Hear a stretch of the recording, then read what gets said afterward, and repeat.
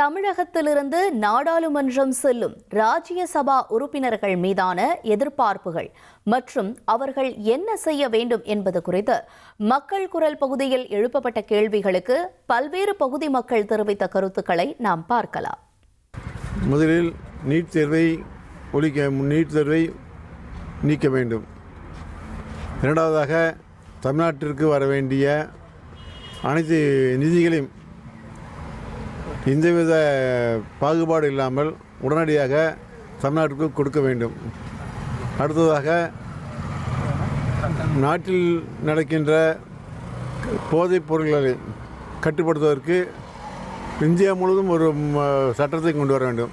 நம்ம தமிழ்நாட்டுக்கு தேவையான பல்வேறு கோரிக்கைகளை வாதாடி பெறக்கூடிய ஒரு சூழலில் தான் இன்றைக்கி 6 MP நாம் தேர்வு செய்ய வேண்டிய நிலையில் இருக்கோம்.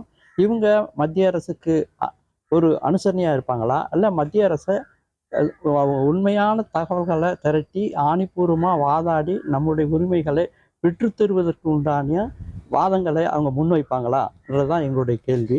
அப்படிப்பட்ட ஒரு வேட்பாளர்கள் இருந்தால் தான் நமக்கு சரியான ஒரு தீர்வாக அமையும். அனைத்து கட்சிகளிலும் நியமன MP எடுக்கிறாங்க. ஆனால் நியமன MP எடுக்கிறவங்க உள்ளே போகிறாங்க, அவங்களுடைய தற்காப்புக்காக தான் போகிறாங்களோ இல்லையா, மக்களுக்காக குரல் கொடுக்குறதே கிடையாது.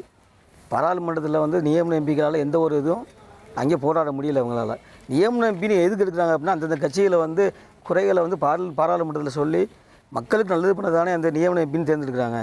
அதை செய்யாமல் இவங்க அதை பண்ணணும். ஆனால் அதை பண்ணாமல் இவங்க தற்காப்புக்காக பண்ணிவிட்டு அதை முடிச்சிடுறாங்க. நெல் எடுக்கிற டிபிஎஸில் அந்த நெல் ஸ்டோர் பண்ணுறதுக்கு எந்த இடமும் இல்லை. நாங்கள் விவசாயிகள் கொண்டு வைக்கிறோம், அது மழையோ வெயிலோ காயுது. அதுக்கு மாநிலங்கள் உறுப்பினர்கள் மத்திய அரசை கேட்டு அதற்குள்ள நிதியை வாங்கி அரசுக்கு தமிழ்நாடு அரசுகிட்ட கொடுத்து இந்த டிபிஎஸ் அனைத்துக்கும் நெல் ஸ்டோர் பண்ணுறதுக்கு குடோன் கட்டணும். சரக்கு மற்றும் சேவை வரி நிலுவையின்றி அந்தந்த மாநிலங்களுக்கு கிடைக்கும் வகையில், குறிப்பாக தமிழகத்தில் வசூல் செய்த வரி வசூலை நிலுவையின்றி உடனடியாக மாநில அரசுகளுக்கு கொடுப்பதற்கு புதிய மாநிலங்களை உறுப்பினர்கள் மாநிலங்களில் குரல் கொடுக்க வேண்டும். ரயில்வே திட்டங்களுக்கு, குறிப்பாக பிற மாநிலங்களை ஒப்பிடுகின்ற பொழுது கேரளம், ஆந்திரம் மாநிலங்கள் ஒப்பிடுவது ரயில்வே திட்டங்களுக்கு குறைந்தளவு நிதியை ஒதுக்கப்படுகிறது. எனவே ரயில்வே திட்டங்களுக்கு கூடுதல் நிதி, இரட்டை ரயில்வே பாதை அமைப்பதற்கு, புதிய ரயில்வே பாதைகள் அமைப்பதற்கும், இருக்கக்கூடிய கூடுதல் ரயில்கள் எண்ணிக்கை மேம்படுத்துவதற்கும் குரல் கொடுக்கின்ற பட்சத்தில் தமிழகம் மேலும் வளர்ச்சியடையும் என்பது என்னுடைய கருத்து.